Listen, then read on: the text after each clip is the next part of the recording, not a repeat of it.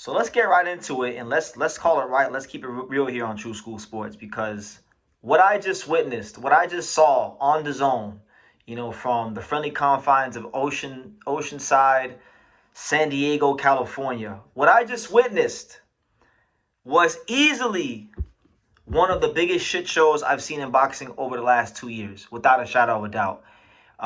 Before we even get into the fight, and I use the term fight very loosely. Before we get into the fight itself, Oscar Collazo, him being the man at 105 pounds, really bringing attention to the weight class as one of the best pound fighters in the world. There's only one fight that the boxing community has been clamoring for, and that is the fight between him and Pedro Taduran, because that's the only, that's the guy that a lot of people feel would be the most dangerous fight for him. And it's a great fight, and it's a very winnable fight for him, but it's also equally dangerous, right? A lot of us, I've been talking about that fight here on True School Sports for roughly a year, or at least a year now, maybe even longer. He decides that he doesn't want to fight Pedro Taduran. Pedro Taduran has a United States visa. He's fought in the States. I believe his last fight was in the States. They could have went down that route. Oscar Collazo would have been the A side.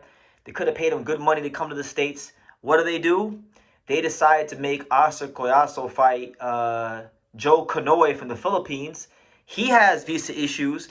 And then ultimately they wind up having to settle for this fight against this Mexican fighter, Neider Valdez, who really isn't a world beater, really isn't on that level of Oscar Collazo. This is a guy that's gotten beat up already by Eric Badillo, got beat up already by Eric Mini Pac-Man Rosa. And Oscar Collazo, that's who he fights. And, I didn't pay the most attention when I was in grade school. I didn't learn a lot when I was in school, from being honest with you. I was kind of a hard-headed kid. But one thing I learned many years ago in my economics class is that in life, you get what you pay for. You understand? You get the quality that you pay for. And, with all due respect to Neider Valdez, he's not on that level. And it showed, because he didn't even try to win, irrespective of his skills or lack thereof. He didn't even come to win the fight. He got hit a couple times. Oscar Collazo scored 3 knockdowns, and it was what it was. He put up like literally no resistance against Collazo, and he didn't even try to win. So he came for the check. Collazo got an easy payday. And I'm not against fighters getting tune-ups. I understand boxing on a very deep and profound level. I understand that tune-ups are a necessary thing for a champion, because you gotta get those fighters paid, and you gotta keep try to get as much as you can while you're out of it.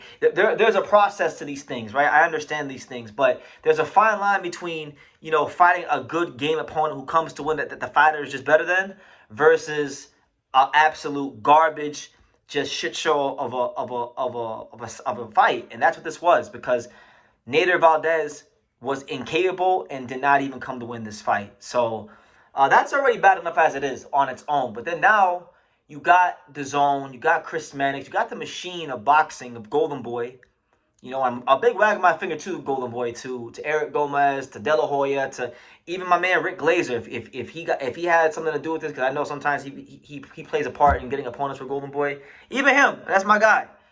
Like, it wasn't up to par. It was an absolute shit show. So that's already bad enough on its own. But now you got the narrative being that Oscar Collazo is going to move from 105 pounds to 112 pounds to push this whole Mexico versus Puerto Rico fight versus Ricardo Sandoval. Now, I don't think that's a bad fight. I like Ricardo Sandoval. I think he's a good fighter. I even made a video before Ricardo Sandoval fought Kenshiro.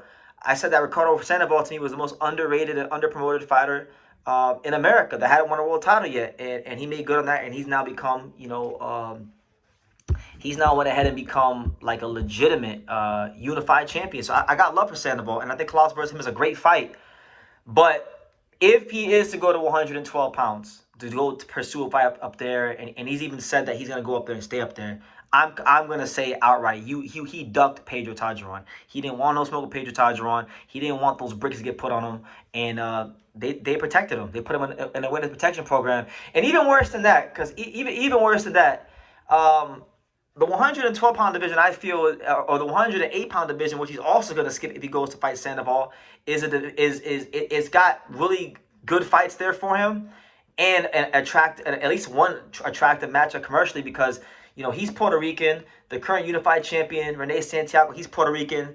That could have been a big fight for the island. That could have been a big fight for Puerto Rican boxing. You're now going to chuck that to the wayside. And then you're talking about, too, we know in these lighter weight categories that the big money's often in Japan. So you got guys like, Shikichi Iwata, who hold belts.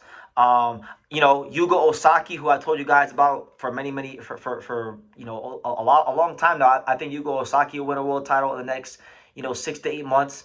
Him and Collazo would have been a great fight, and Yuga has been on record on this channel saying that he would love to fight Oscar Collazo and that he could beat him, and I think he could beat Oscar too. So that being said, it's not just the fact that he's ducking Taduran. He's throwing away the chance to fight Rene Santiago and even some attractive Japanese paydays, because Golden Boy has shown that if the money is right, they will send the lighter weight category fighters to Japan. They did it with Ricardo Sandoval when he fought Kenshiro. So that being said, this was garbage, and when people talk about why we need Zuffa boxing in the sport, like I can't get mad at them when I see shit like this. When I see garbage put on the TV, when I see this slop, this outright just slop that was sold to the hardworking blue collar boxing fans, I can't knock anybody who champions the idea of Zuffa boxing, because this is ridiculous. And Collazo, back on May 18th on this channel, or not on this channel, but on Twitter, he was tweeting me and some of the Filipinos that were getting on his case on Twitter about fighting Pedro Taduran, right? And he said that, he's not scared of him, he's not worried about him, that he'll fight him. Then at the at the press conference this week, he said he got in this whole Canelo shit. He said, "Oh, I'm the pound for pound champion. He needs to wait on me and wait his turn and this, that, and the third." It was just real smug, real just kind of really cocky for Oscar Collazo, downplaying Pedro Taduran. So I mean, you see fighters that are way more famous than Oscar Collazo. You see a lot of guys like, who have achieved a lot more and are of higher status and money than him, and they don't even talk like that. So it's just all of it's unfortunate. And I like Oscar. I think Oscar Collazo is an awesome fighter, but I can't discredit, and I can't lie to myself and not tell you guys what these four eyes, and this prescription still works. I can't lie to you and tell you what these four eyes saw. It was an absolute shit show of the highest order. And Oscar Collazo, I believe he's a great enough fighter to where you don't got to do all this stuff for him and feed the boxing public slop and garbage, So, him and Sandoval is a good fight. I'm sure Oscar will probably retain more power and energy because it won't be a sharp weight cut. Sandoval is a good boxer. I think he's a very good counter puncher. I'll dissect the fight later if it gets made, but just outright garbage. Ducking from Oscar Collazo, passing up on a potential Puerto Rican super fight. I'm disappointed all the way around. And Neider Valdez, all respect to him. I don't want to disrespect no fighters, but he's gonna be a footnote in history. He didn't even come to win. I'm not mad if a fighter loses a fight, and I can't disrespect any fighter who loses a fight. But what I can do is really talk about the lack of effort you gave. He didn't give you effort to try to win and came for a paycheck. So I'll leave it at that. You guys can leave it at that in the comments down below, and I'll see you later.